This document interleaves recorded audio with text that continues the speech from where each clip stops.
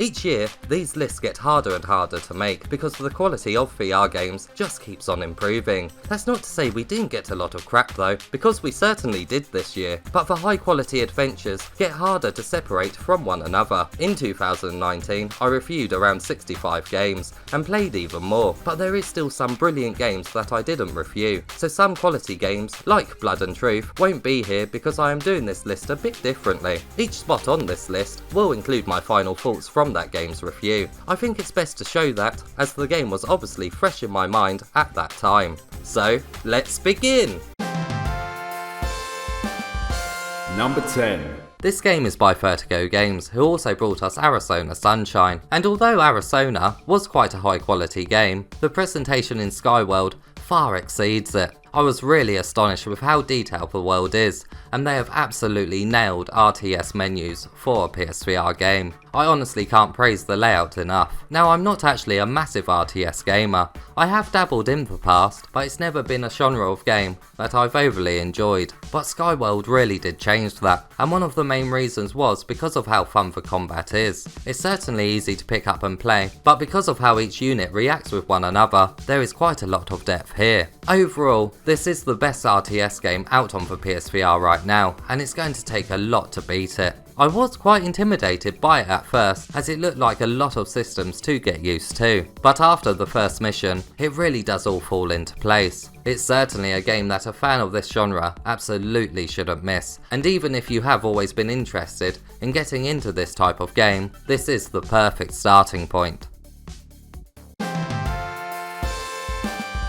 Number 9. I've never been a massive fan of Marvel's Doctor Strange, but I couldn't help but feel like him when I quickly cast my shield to deflect incoming danger, and it just feels absolutely incredible. It is a shame that some of the spells can be tricky to cast, and there is some tracking issues here and there, but overall, the good does outweigh the bad, and it is fast and fun gameplay. But be warned, the combat arenas do start to become a bit tedious around the third act. It's great to see the game encourage so much replayability, and completionists will certainly get their money's worth here, especially with the arena mode, and the inclusion of the fate card system is an amazing addition, as it really allows you to customise your own experience. Overall, some of the spell controls do let the game down, but the ones that work very well are the best bit about the game. If you stick with the spells that work well, you will have a very fun time. The casting mechanics are certainly a new way to cycle between weapons, and are so much fun to pull off. Just like the Mage's Tale, that made you feel like a mage, this game really does make you feel like a powerful wizard.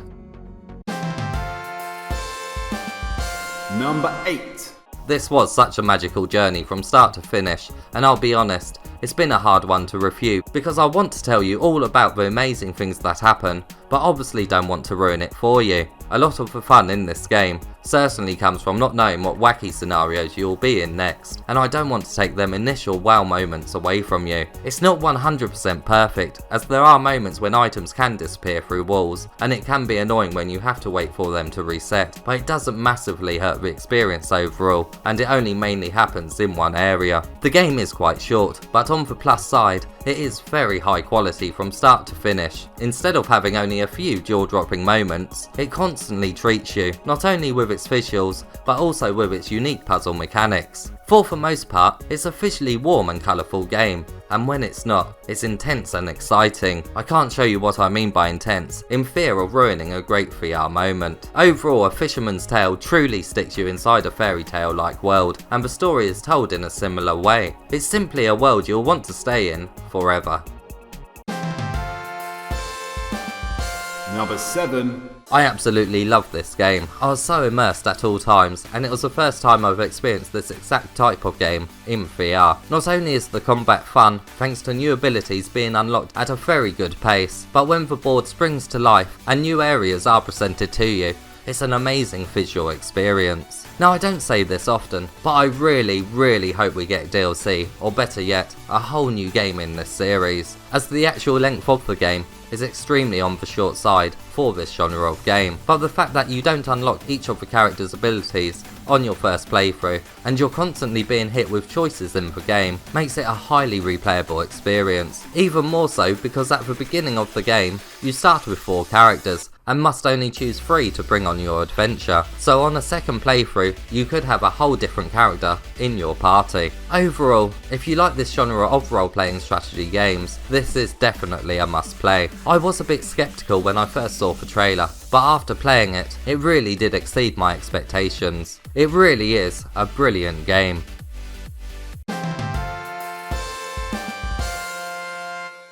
The Mage's Tale may have a slightly generic name, but don't let that fool you. This is one of the more in-depth and fun games on the PSVR. It's absolutely one of the few titles that is driving VR gaming forward. It controls amazingly, the combat is fast and intense, and it's obvious that these developers actually care about making a complete product. As although there are some issues here and there is something else included that fixes it. This cannot be said for all VR games, and it was an incredibly happy surprise to learn of the panic button combination. I couldn't help but think that I was playing another version of Skyrim VR. Some of the dungeons certainly have a similar style to them, but this game does the puzzles and the combat better. Just be warned that some of the puzzles can be very tricky to solve. Don't feel bad though if you do need to use a walkthrough now and then. The fact that you're on a linear path ensures that hidden treasures are always just around the corner, and completing additional puzzles reward you with just the right amount of extra power. Seeing a chest off the beaten path just encourages exploration so much, as you know it's not going to be a waste of your time. This is the highest quality game to come out so far in 2019, and if this is a taste of what the future holds for this year,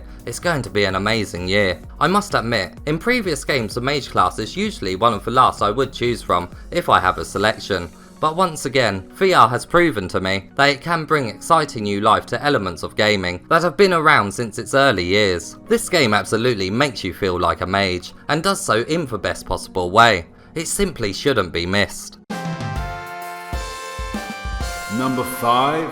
If you're looking to wind down and relax after a stressful day, this is absolutely the game for you. It can certainly feel like a form of meditation on many levels. If you're not feeling a sense of joy here, you're feeling ever so slightly wiser from the stories that are being told. The puzzles can get quite hard later on in the game though, which does make the peacefulness die down slightly. The challenge increase is very good though, but I'm just worried some may find a couple of puzzles here a bit tricky and not continue on. It would be such a shame to give up too, because you would be missing out on some of the most lovingly crafted environments that you can currently visit on the PSVR. In the fourth world, where wind is introduced as an element to solve puzzles with, I really did get flashbacks of the Legend of Zelda series, and it actually got me thinking. Quite a lot of the puzzles do have Zelda elements to them, so if you're a fan of that series, I'm sure you will find something to like here. One of the first things I done when entering the first world was grab the first shellfish I saw and held it up to my ear, and I was pleasantly surprised to hear the sound of the ocean. This game certainly entices your playful side to come out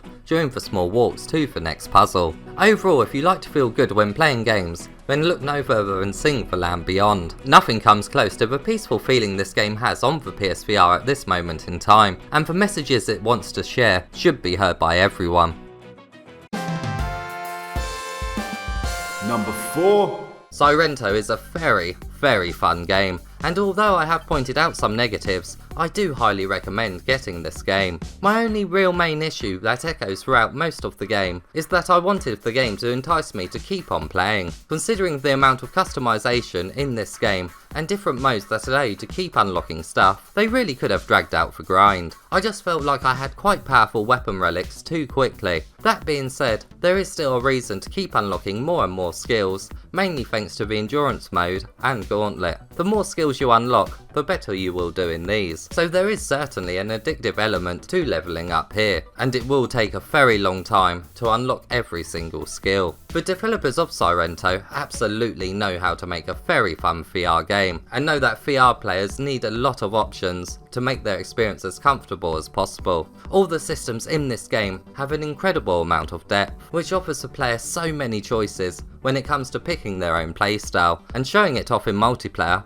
is always going to be a good time. Overall, Sirento absolutely lives up to expectations, and proves that complex movement systems can be done in a PSVR game without the need of analog sticks. It's one of the best action games for the system, and everyone needs to at least try the slow motion front flips. Nothing has come close yet to giving you the freedom of movement whilst giving you the impression that you're right in the middle of a Hollywood action film. If that wasn't convincing enough, take a look at these swords that sound like lightsabers.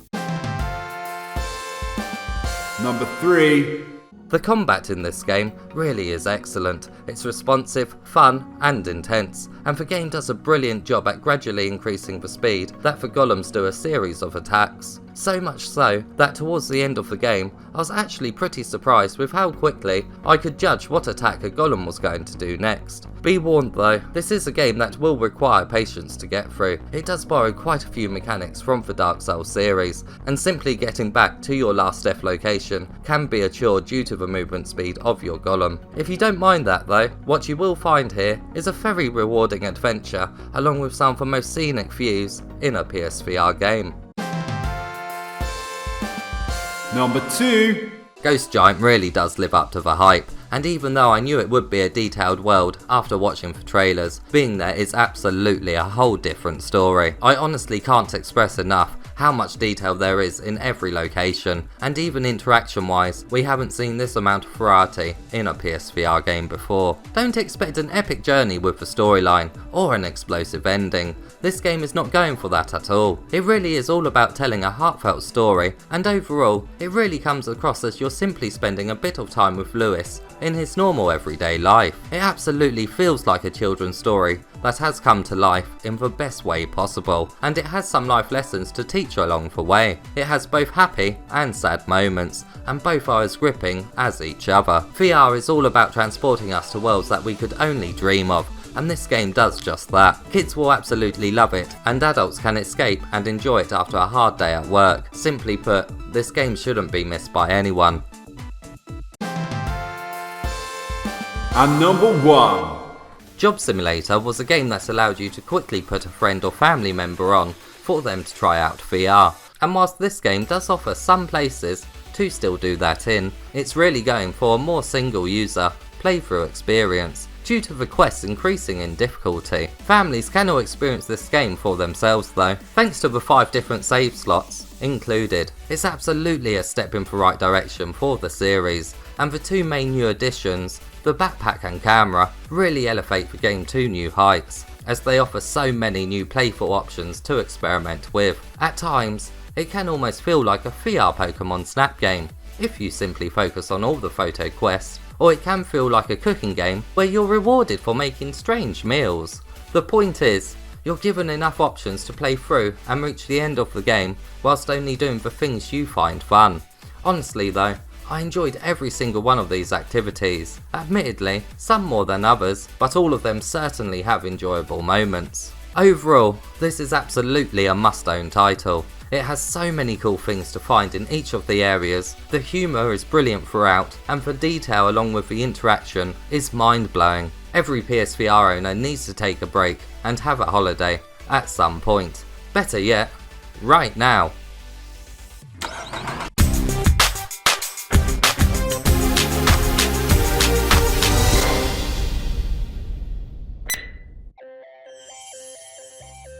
Out of all the games this year, I just felt like Vacation Simulator was the one that had me fully engaged all the way through. But what is your top games from 2019? Let me and Beat know in the comments below.